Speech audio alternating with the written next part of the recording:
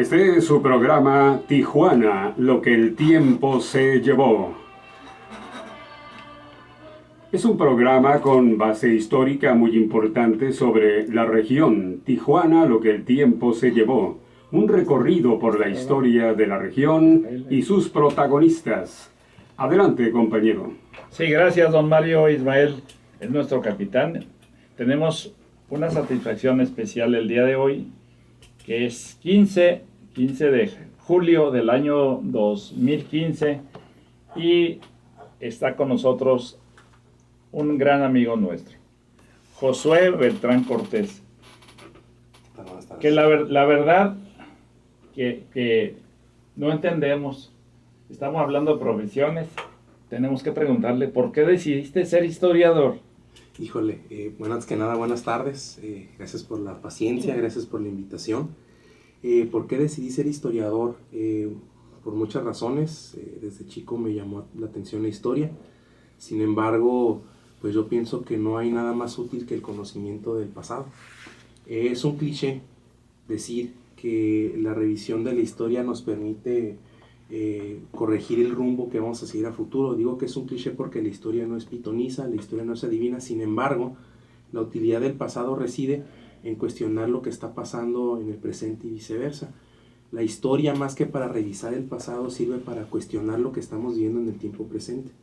Y a partir de lo que vimos en el tiempo presente, le hacemos preguntas al pasado para poder entender y entonces sí, al menos brindar una explicación para poder solucionar los problemas que la realidad presente nos ofrece. Es decir, yo decidí estudiar historia porque le encontré utilidad pensándola como historia-problema, historia-problema.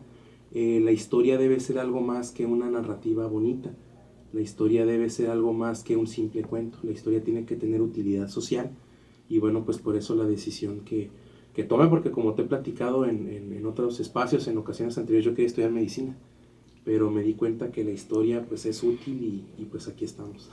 Y no ha sido fácil. Seguramente para tu familia, cuando decidiste, voy a ser historiador, iba a ser médico, ahora voy a dedicar a curar la sociedad.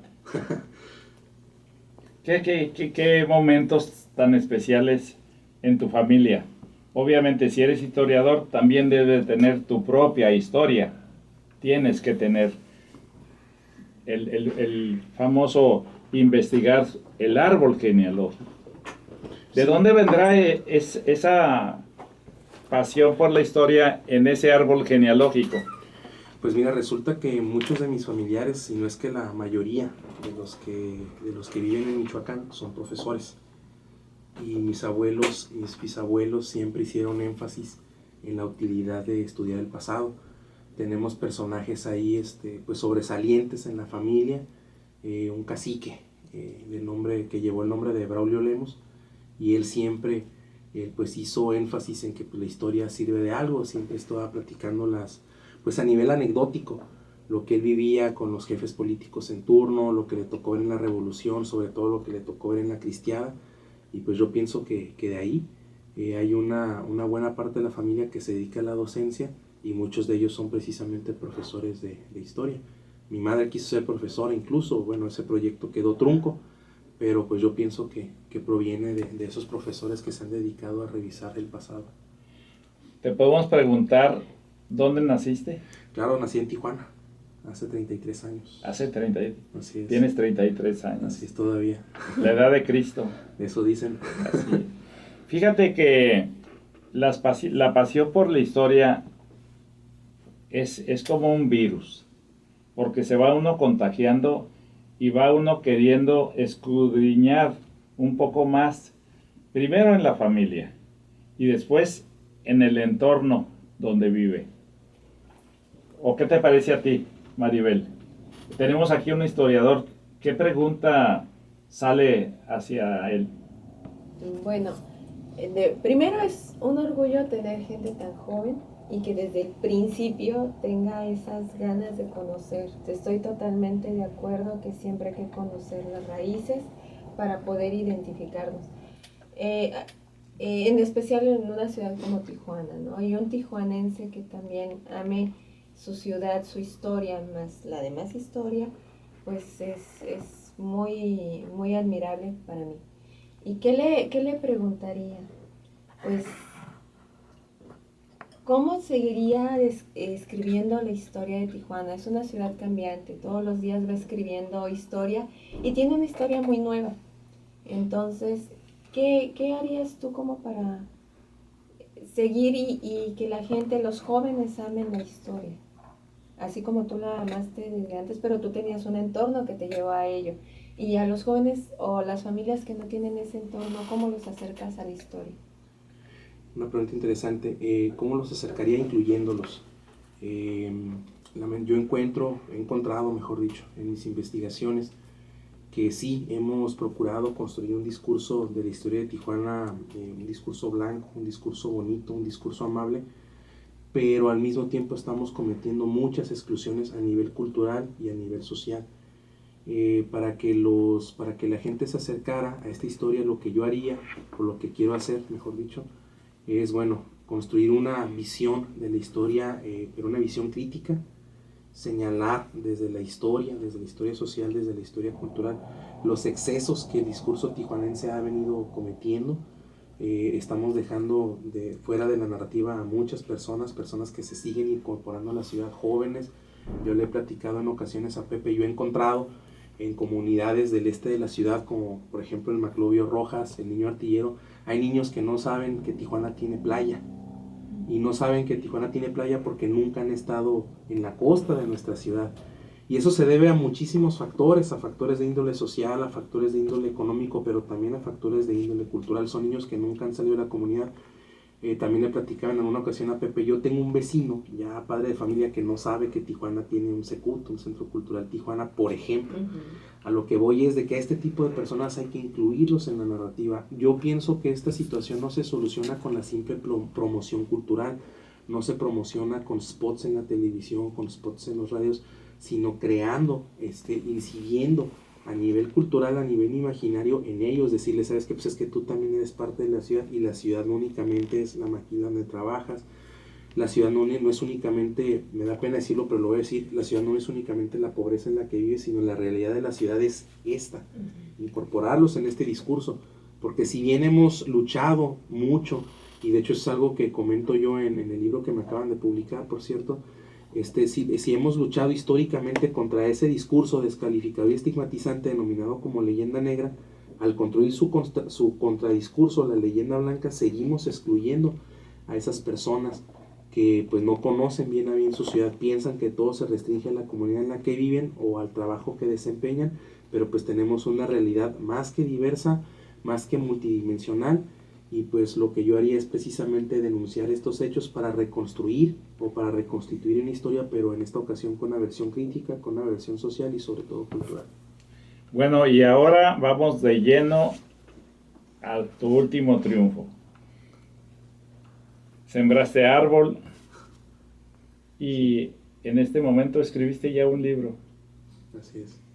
Vamos a hablar de él. ¿Cómo se llama? ¿Por qué le pusiste así? ¿De qué se trata? En fin, adelante. Pues mira, el libro se titula Como deben mirarnos. Como deben mirarnos. Como deben mirarnos, la fotografía como tecnología de la reconstitución discursiva del yo, los tijuanenses y su leyenda blanca.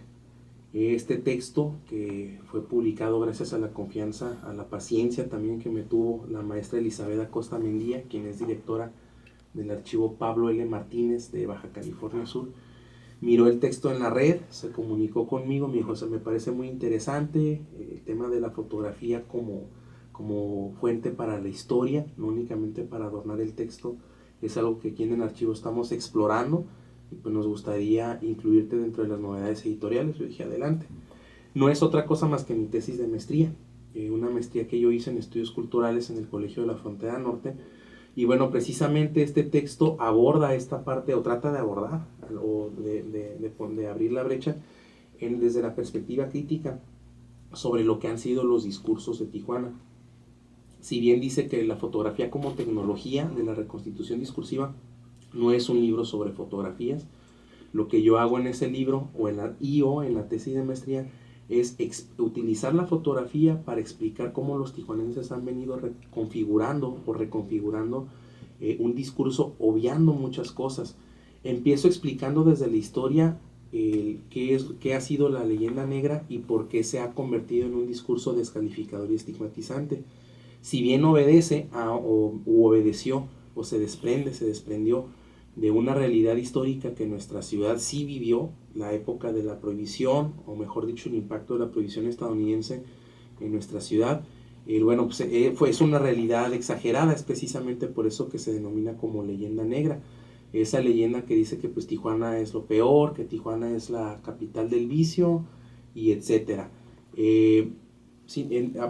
Como fue el discurso o el metarrelato, como yo denomino en mi texto, en mi tesis, en mi libro, como es el metarrelato que permeó en el imaginario, pero en el imaginario de los otros, no en el imaginario de los tijuanenses, es un relato o un metadiscurso que le dio la vuelta al mundo, primero a través de fotografías que se fueron comercializadas como tarjetas postales, después a través de la literatura, después a través del cine. Históricamente los tijuanenses han buscado limpiar esa imagen.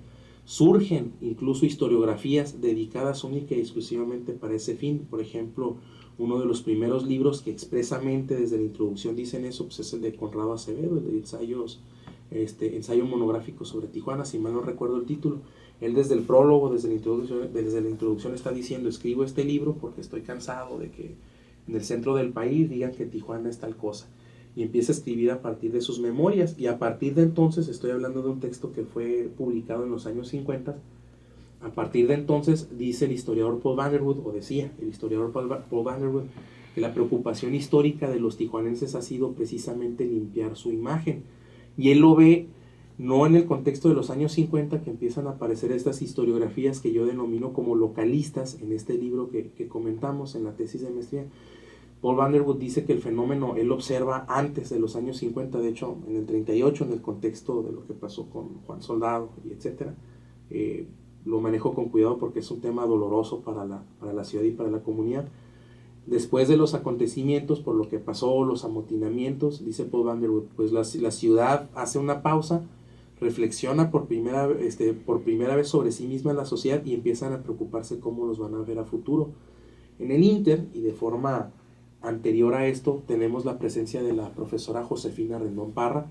Rendón Parra construye una idea blanca de la historia, una idea más que bronce, una idea más que de historia de bronce, una idea también de leyenda, y el historiador Antonio Padilla acuña precisamente el término de leyenda blanca, pero ni Antonio Padilla, ni mucho menos Josefina Rendón llenan el concepto, simplemente dicen que es una historia o es una visión de la historia reivindicativa, una visión de la historia que lucha precisamente contra este estigma de la leyenda negra, que pues proviene, y como diría el historiador Erich Michael Schanz, proviene de las industrias de los placeres arriesgados.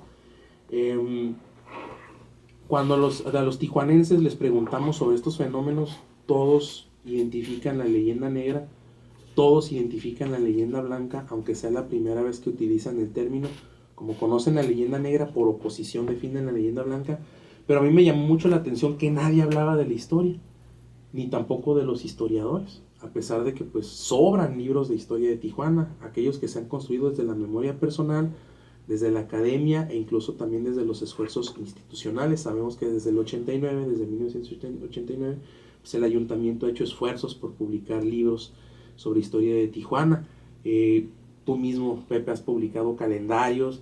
A mí me llamó mucho la atención que la comunidad tijuanense, o aquellos que se autodenominan como verdaderos tijuanenses, no hacían alusión a los libros de historia ni a los historiadores más que a su memoria, pero sí hacían alusión a la fotografía, y particularmente esto se debe, yo pienso, a la sobreexposición que la obra de Kingo Nonaka ha tenido.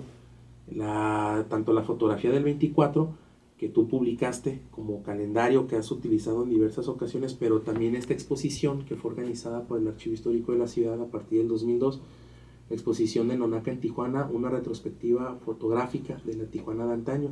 Esa exposición ha sido sobreexpuesta, ha sido incluso organizada, reorganizada, inaugurada prácticamente cada año, ha sido sobreexplotada, pero ha sido insertada ese tipo de fotografía, no necesariamente la de Kingo Nonaka, pero ese tipo de fotografía que yo denomino en mi libro como una fotografía que obedece a la lógica del álbum de familia, porque muestra la mejor cara del momento, la cara más amable, la convivencia social, la civilidad de Tijuana, festejos de fiestas patrias, etc.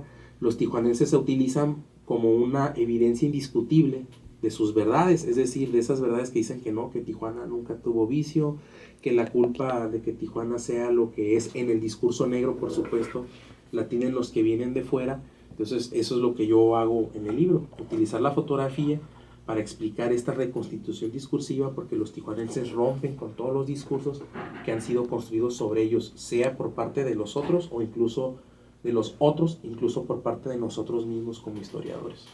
Vamos a ir a una pausa, estimado Josué. Maribel, volvemos, estamos en Tijuana, lo que el tiempo se llevó. Y estamos recabando aquí personajes. Aquí está con nosotros Josué Beltrán Cortés. Gracias, muchas gracias. Están escuchando a